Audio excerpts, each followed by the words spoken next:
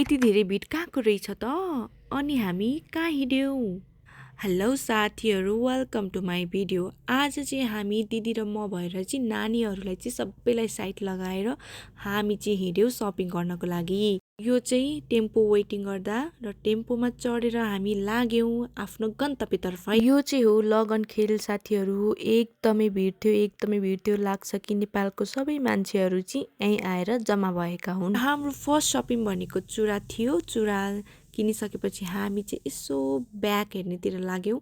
Bag पनि कति धेरै राम्रो थियो, तर लिने कि नलिने भनेर कन्फ्युज भयो र पछि हेरौँला भनेर फेरि हिँड्यौँ। र सपिङ गर्दा गर्दा भोक लाग्यो। त्यसपछि हामीले पानीपुरी र चरपटे खायौँ, अलवेज फेभरेट। खाजा खाइसकेपछि फेरि हाम्रो सपिङ सुरु भयो। अनि यताउता हेर्दाखेरि चाहिँ हामीले काँटा भेट्यौँ। यो काँटा चाहिँ दिदीलाई एकदमै मन पर्यो रे, ल लिउँ न त भनेर एउटा काँटा पनि लिहाल्यौँ। र यो लगनखेल बजार चाहिँ शनिबारको दिनमा एकदमै भिड हुने रहेछ अरू बार भन्दा। हाम्रो सपिङ सकिसकेपछि चाहिँ हामी टेम्पोमा बस्यौँ। टेम्पो चलाउने चाहिँ एउटा दिदी हुनुहुँदो रहेछ। चाह्यो भने चाहिँ केटी मान्छेहरूले पनि सबै काम गर्न सक्छन्।